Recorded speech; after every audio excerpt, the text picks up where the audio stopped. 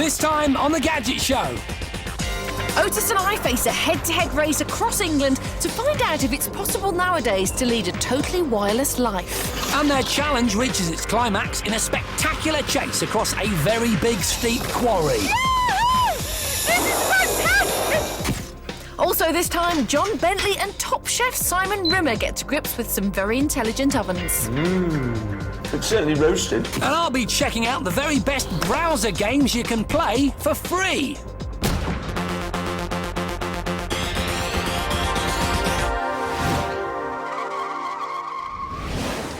Welcome to The Gadget Show. Now, this week's challenge, which sees Susie and Otis going up against each other, is designed to test whether wireless technology has got to a point where we no longer need these wires.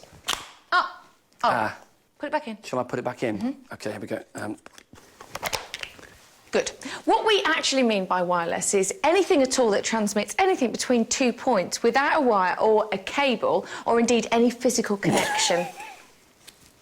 And there's nothing wrong with a bit of physical connection, Suze. Huh? Our challenge began bright and early in London. Why? Well, that's where both Otis and I live. All we'd been told was to sit tight in our homes and await instruction. You sure you don't know anything about this challenge? No, as usual, told absolutely nothing. Is there a challenge? Knock at the door! Knock at the door!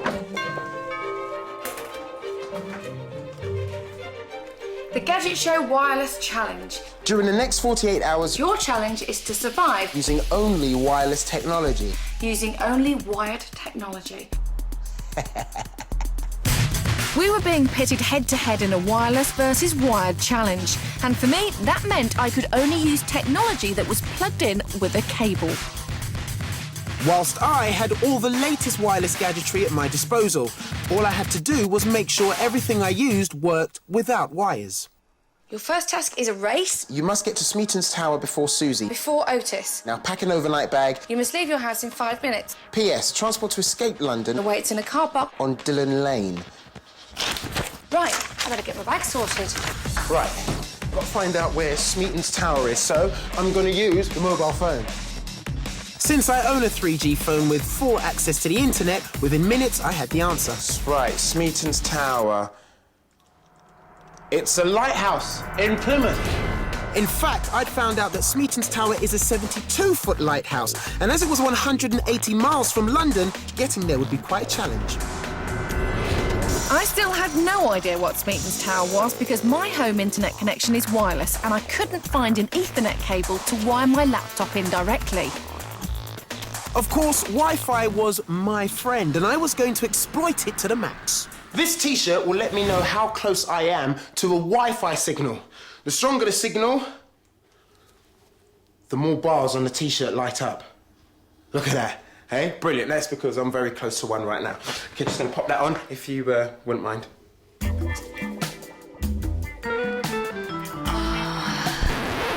Pervs.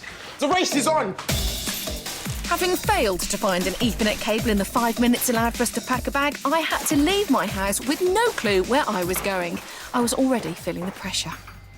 I packed my bag really quickly, and obviously I wanted to know where Smeaton's Tower was. So I can't use my laptop, I can't use my mobile phone, because I'm not allowed to use Wi-Fi. So I need wired technology, I need a wired computer, internet, cafe, library. Brilliant! Wi-Fi had got me off to a flying start. With no mobile and no Wi-Fi, I was forced to do things the old-fashioned way, that is, ask people for directions. Public library, last bastion of cable computers. Shh. With over 4,500 libraries in the UK, this is a fantastic free resource that's available virtually wherever you live. Plymouth. And sure enough, within 2 minutes of going online, I had my answer. Smeaton's Tower. Yes! Now all I had to do was to beat Otis to the car park in Dillon Lane, where our rides to Plymouth were waiting. Now, London's public transport network isn't known for being cutting edge, but in terms of wireless technology, they've been ahead of the game for years. Oyster cards are prepaid travel cards that are fitted with smart computer chips. These chips use radio frequency identification, RFID technology, which allows the cards to be read when passed close to a scanner. Now, this wireless tech is perfect for a transport system that needs to move millions of people every day and keep them moving fast. Exactly the type of speed I need to whoop Susie in this challenge. Excuse me.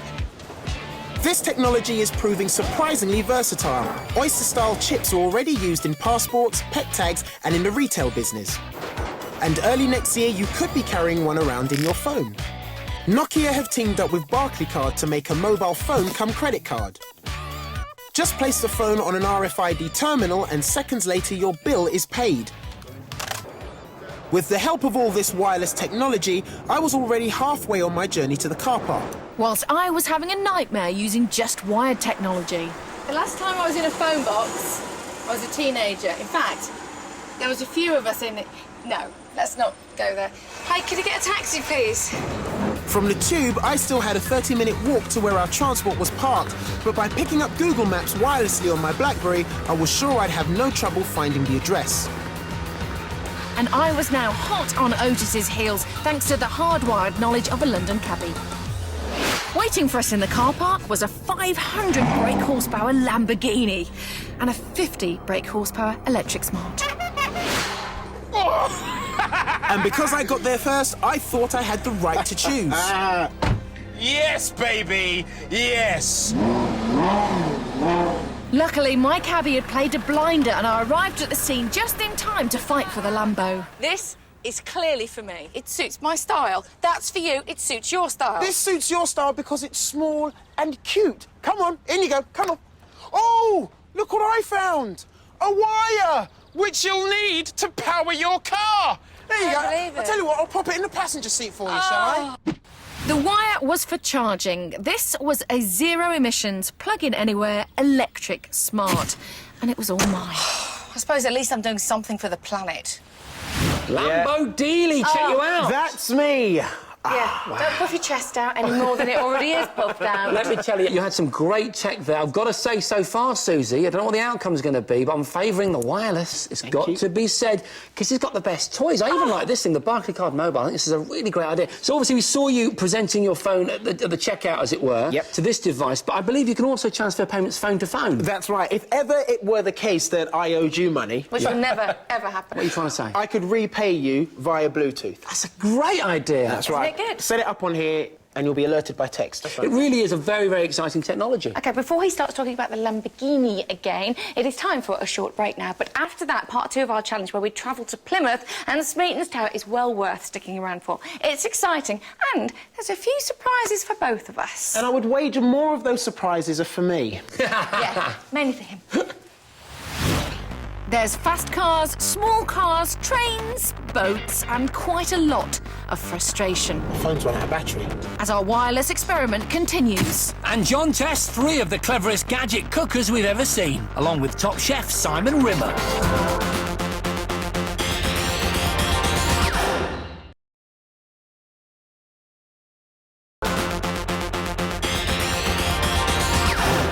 Welcome back. Now, I want to talk to you about ovens. Yes, I know what you're thinking. Ovens, they're not proper gadgets, John. But these days, they can be. Take an oven, add sophisticated state-of-the-art computer technology, and you get an intelligent oven. An oven that claims to be able to cook your food to perfection without you having to worry about timing and temperature settings. Now, as somebody who's not exactly a culinary expert, these sort of ovens appeal to me. But at the same time, I don't feel competent to judge them on my own. So I set off to find a real expert in the subject. This is top TV chef and restaurateur Simon Rimmer. He'd kindly agreed to help put our 3 intelligent ovens to task by preparing an identical joint of British roast beef to cook in each. Hello, Simon. Hiya, John. Now, there's no doubt you've expertly prepared all this, but are you confident these so-called intelligent ovens are going to do your expertise justice? It is a big claim, isn't it, that, you know, we can get a perfect piece of roast beef without doing any preparatory work at all. You're putting them in cold. What I would normally do if I was going to roast this, rub a bit of oil on it, seal it in a very, very hot pan, and then I would season it. If it works, then it's brilliant. I mean, of course, the danger is it makes me redundant. They'd have to be pretty good to do that. Let's try them and see what they can do. First up is the Electrolux Inspiro. It uses a central navigation wheel to select auto cooking, then the dish you want to cook. Roast beef. Roast beef. That's the fella. OK. Having input the joint's weight, we then placed our raw meat into a stone-cold oven, which was a big shock for Simon because conventionally a joint would go into a preheated oven. Weird. If this works, I will be very impressed. Despite no preheating time, the temperature inside the oven rose quickly as heat from the fan and grill began to seal our meat nicely. But Simon's concern grew as our beautifully prepared beef just kept cooking and cooking and cooking, until Simon decided enough was enough. Right, we have a problem, Houston. Yes, you've intervened on this one. Yeah, Taken no, over. The Electrolux was telling us that this still had an hour to go. Now, that is clearly well and truly done. But how would it taste? It's certainly roasted. It is. You can taste the fat. If you wanted your beef to be medium to well, it's actually not bad. It's not bad apart from the fact it wouldn't have been if you'd left it in for another hour. Exactly. So therefore not very intelligent. The Electrolux had obviously failed to impress, so we moved swiftly on to oven number 2. The Miele H5681B. Its touch-sensitive menus offered more options as to how we'd like our beef cooked. Now, this one gives you the choice of how well done you'd like it. I'd go for sort of medium. What do you think? I think medium, maybe with a slight British extra bit. There, that's obviously the setting it needs. Is that what it says? Medium with a slight British extra bit. That's good that it says that. And Simon was impressed that you can choose how much you brown the meat. It's very interesting they do that. I mean, I want it quite dark on the outside. It also cleverly sucks up water, which gets dispersed as steam during the cooking process if and when required. Oh, now that's cool. I'm liking this one already, actually. With the Miele's thirst quenched, it went into a preheating phase, so we passed the time by perusing the recipe book that came with it. Ah, now the classic sachet told. Is that difficult? It is difficult. Ooh. Place food in oven and use the food probe. This wireless probe monitors the internal temperature of the meat to determine when your desired level of cooking has been reached. And after 45 taste bud teasing minutes, we began our inspection. Nice piece of beef. The fat is kind of crispy. I don't think it's particularly brown. Remember, we had this darker setting. Yes, yes. Does that say dark to you? I don't imagine what it'd be like on the light setting. And carving revealed a slightly rarer joint than the British medium we'd asked for. But could the taste make up for it? It almost tastes like it's just been steamed and grilled. It's very moist, which is good, yeah. but it isn't a particularly attractive moist for me. It feels a little bit that it's watery. That's the disappointing bit, isn't it? Yeah. It doesn't really taste like a roast. The Miele had done an adequate job, but we still hadn't got our perfect beef joint. So oven number 3 was our last hope.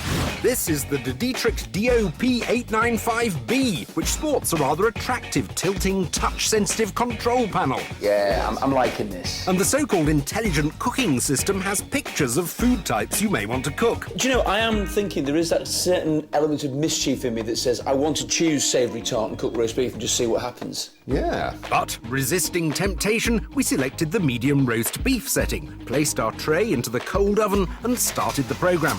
For me, this is what you want it to do, really. You want it to be very, very straightforward. Bosh, bosh, bosh. It starts cooking, we forget about it. Certainly the simplest of the three to set going, isn't it? There's no need to input weights or use a temperature probe, as Dietrich claimed their internal humidity sensors continually assess the moisture content of the meat to determine the cooking time and temperatures required. Right, let's have a look. This would look like a nice piece of sirloin. So look, we've got good colour on the outside. The fat has got some good colour on it. It's got a little bit of crispiness to it. So far, so good. But what about the taste?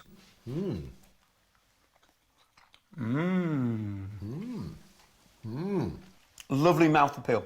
It's got a good chew on it, a little bit of resistance. The flavour's delicious. Got a nice bit of fattiness in there, but nonetheless it's lean. It's quite a soft finish on it. That's impressive. I like that. That's good. How about you? I agree totally. That feels exactly and tastes exactly as it should. Now for the G ratings. And I'm afraid it's only 1 G for the Electrolux. It may be good on manual, but left to its own devices, our meal would have been a disaster. 3 Gs for the Miele, a competent if slightly flavourless effort. The steam feature seemed to drain away the taste. And it's 5 Gs for the Dietrich. Easy to use and it delivered perfect results. Simon couldn't fault it.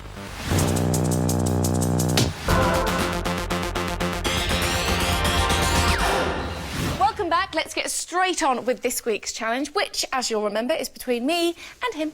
The object of this week's challenge was to see whether wireless technology had now reached a point where you didn't need wires anymore. Yep, so as we raced all the way from South London here to Smeaton's Tower in Plymouth, I was only allowed to use stuff with wires, so no radio waves or anything for me.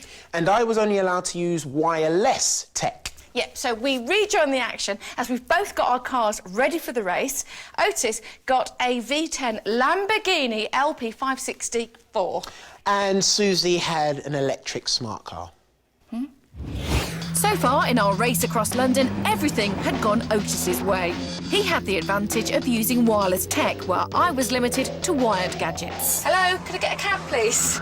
He even got a faster car, a supercar, in fact. Well, I got the electric one because it comes with a big fat wire to charge it. But to complete the challenge, we had to get to Smeaton's Tower, a lighthouse in Plymouth, and that was 180 miles away.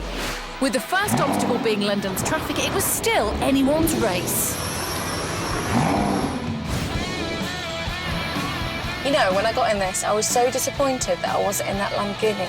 And now, I'm actually quite enjoying it. I was one of the first people in the country to drive this car, and I didn't care if Otis had 10 times the horsepower. There was no way that he was going to get across town faster than me. Oh, I was just thinking, I hope I've paid the congestion charge. I don't have to worry about it. Being a zero-emission car, it pays zero congestion charge as well as zero road tax. Me and my Lambo were flying, and I was certain there was no way Susie and her little noddy car could win, so I decided to stop for lunch. Now, you see, wireless tech even has its place in the food business. At this particular restaurant, they've got a system called the Orderman. My man Khalid will come over. He's my waiter for today. All the waiters carry handheld digital menus that are linked wirelessly to both the bar and the kitchen for maximum efficiency. It's quick, it's efficient, exactly what I need if I'm racing Susie. While Otis was stuffing his chops, I was making up time in the electric smart, but my lead was under threat. I don't believe it. I'm a third of the way out of my power already, because like all electric cars, the smart car suffers with range. So, I can only go about 80 miles before it runs out, and then it takes 8 hours to recharge from empty. It's fine if you're doing short journeys, but if you're going a long way, it's no good. At that rate, I'd have to stop around Basingstoke for a charge, and then at Warminster, and then at Exeter, before arriving at Plymouth about a day and a half later. I needed a new plan.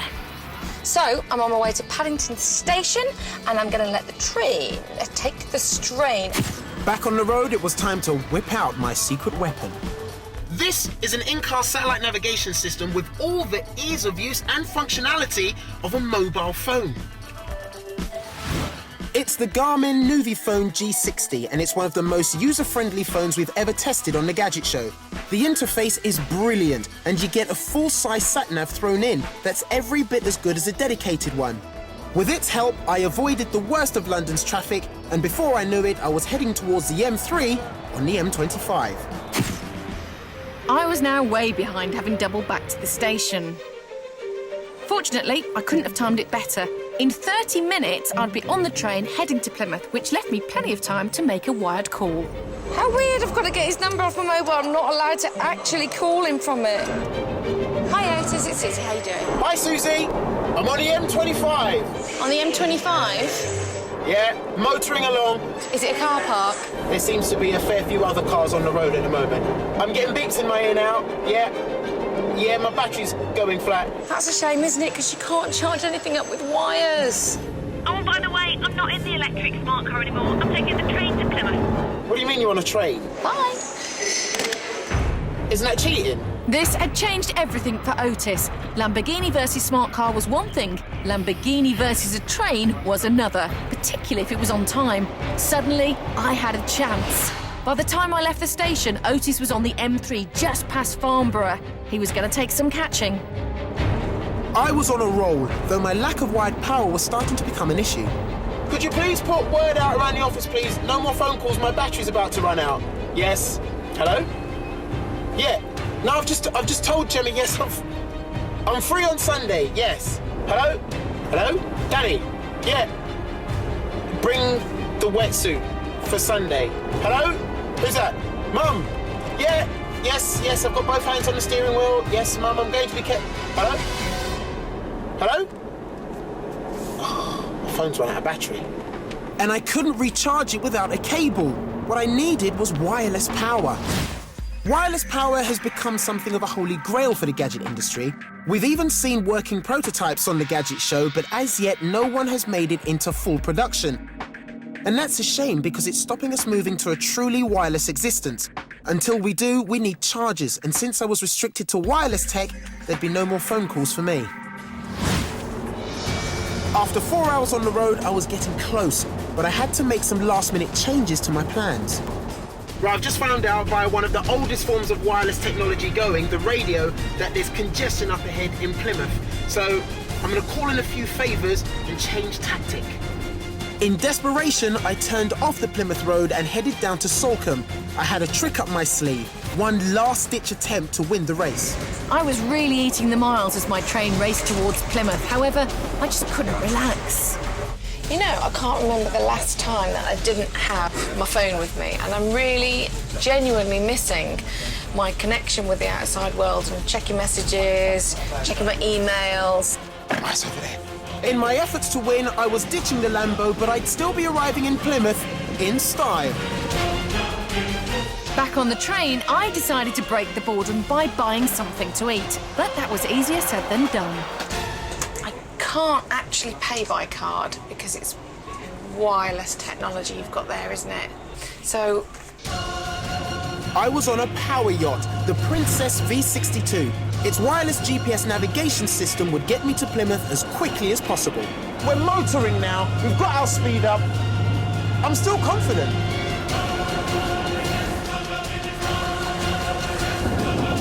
Hi, excuse me. Does anyone know where Smeaton's Tower is? We were both now on the final approach to Smeaton's Tower. This was looking close. It's over there somewhere. Oh no, is that him? Are you here? Yes! Oh, cherish the wires while they're still there. Yeah, because they're not going to be around for much longer. Once wireless power has been perfected, we're going to kiss goodbye to so many millions of meters of cable and wire. That's true, so love them while they're still there, but it's a few years off yet. And until then, oh, hail the winner of this week's challenge. No. You're the winner of the first part. There's still another big, may I say gargantuan part left to come. Yes, you're right, it's really good.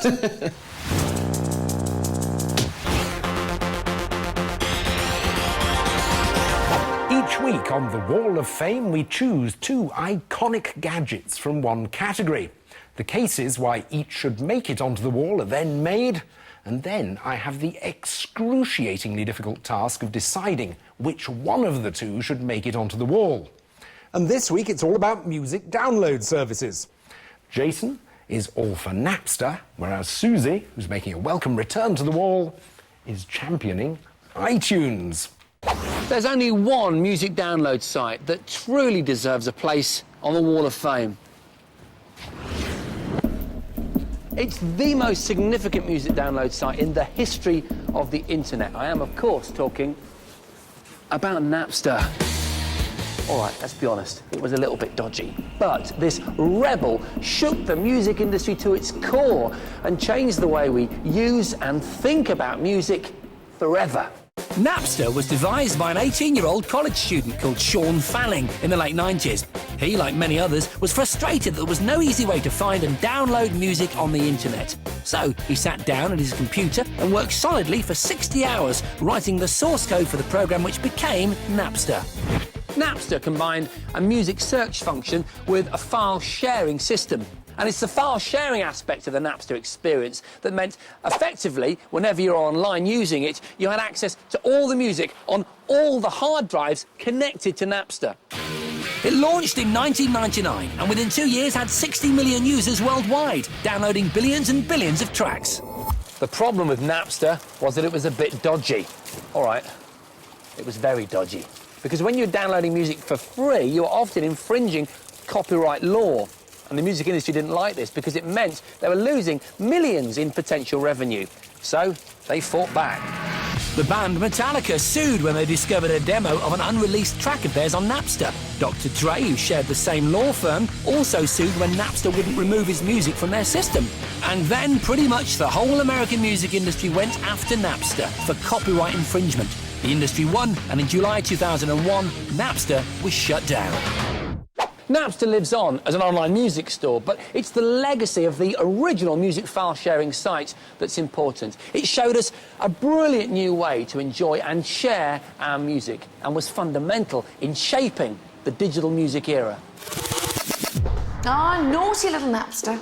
Thumbed its nose at the world, grabbed itself a few headlines, and then got squished. Because everybody knows that there is only one truly iconic internet music site, and that is iTunes. iTunes is the mummy, the daddy, the brother, sister, cousin and rather gorgeous auntie of online music stores. It's like having one massive music and video warehouse in your bedroom, and it has single-handedly transformed the global music industry. It launched in 2001 as a digital music player, but within 2 years began selling music online. You could buy your music on the iTunes store, store it on the iTunes software, and then download it effortlessly onto your iPod. Genius. Since its UK debut, us Brits have purchased over 110 million songs, with our all-time favourite being Sex on Fire. Coupled with the ultra-stylish iPods, it's the ease of the iTunes system that's led to its complete dominance of the music download market, and it looks set to do the same with video content. iTunes revolutionised the music industry and it now dominates the music world. With over 50 million customers worldwide, it's sold over 4 billion songs and offers the world's largest music department store of over 10 million songs. I'm in no doubt that this music maestro deserves its pride of place on our wall of fame. As ever, completely fascinating, and as ever, a couple of questions, starting with Jason. Napster, very big deal in its day, but, I mean, what have they done with it since? It's really just one of many. It is one of many, but when it started, the guys behind it went up against the law. They were taken to court. It was a real social movement, and everything else that now sits alongside it was started because of Napster. And isn't that the problem with iTunes? I mean, wonderfully sophisticated product today, but essentially a borrowed idea. Yeah, it was a borrowed idea, but it doesn't necessarily mean it's not iconic, because it may not have been first, but it is the best. Ooh, Yeah. tricky. It's a tough one. Little horns. Can I decide? Can I decide? Halo. Yes, I can decide. I have decided, and Go with I'm your dark going side. to go with the original. Yes! Because Napster. it changed the way we thought about music, it changed the way the music industry thought about music, and everyone loves a rebel. Naughty little And for all Napster. those reasons, it deserves its place on the Gadget Show's Wall of Fame. Good choice, Judge John. Right, time for the last break in the show now, but after that, our wired versus wireless challenge continues as Otis and I face a head-to-head adrenaline-fueled race across a nasty big quarry.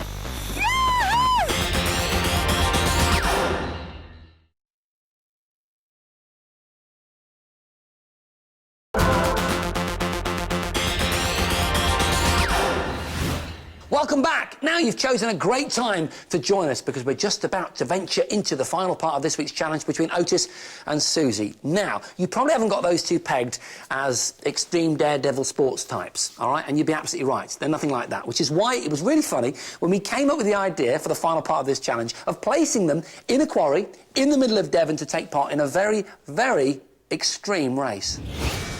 The finale of our wired versus wireless challenge was to take place here in the awesome surroundings of Adrenaline Quarry in Cornwall. At this quarry, Susie and I are going head-to-head in a race. Very excited about this. We've got to start over there, where that grass is. Yep. We've got to do a lap of the quarry. Yep. And we've got to end up back over there at the grass. But I'm noticing really wet, liquidy stuff down there. That's called a lake. Right. Yeah, I've already thought about what I'm going to do. Which means I'm getting wet. For this race, we'd be using some of the most exciting, cutting-edge personal transport you can buy. Keeping to my wired theme, I would be racing on the amazing Zero MX electric motocross bike. Zero emissions, tons of torque, and a frame designed by a former NASA scientist.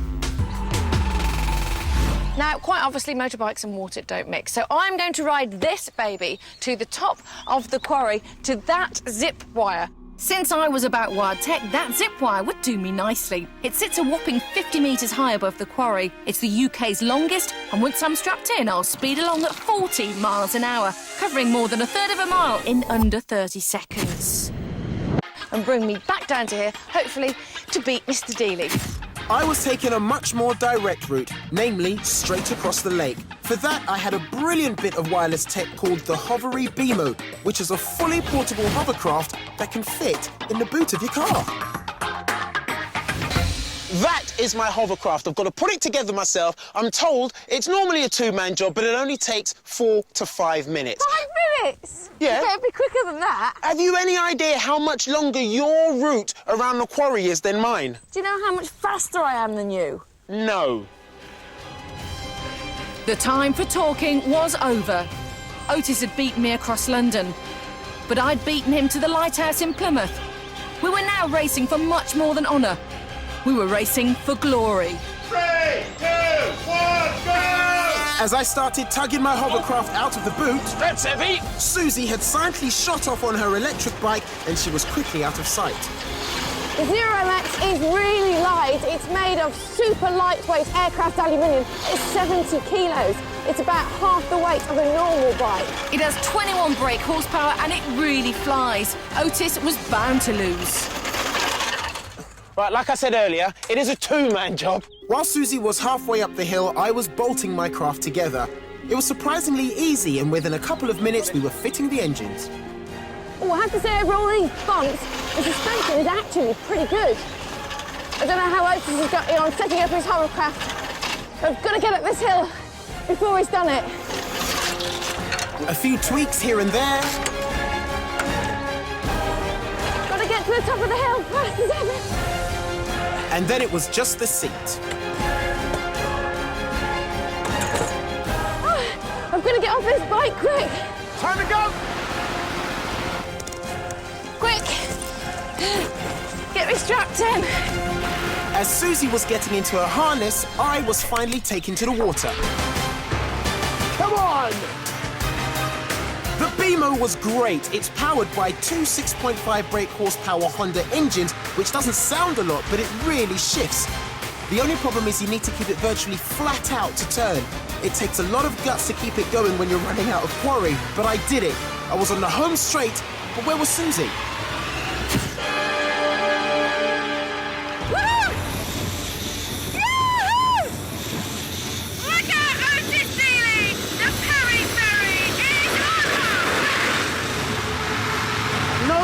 Behind me! Come on! I could see Susie flying towards the shore, but I was heading there fast too, and I was still feeling confident. Oh, man! She's right above me! Come on! This is fantastic!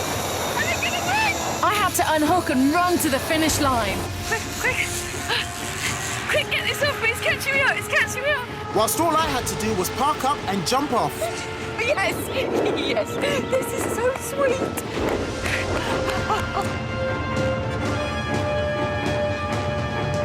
Victory is so sweet!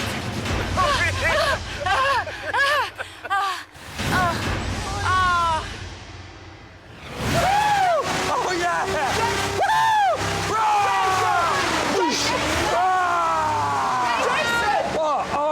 Hang on a minute.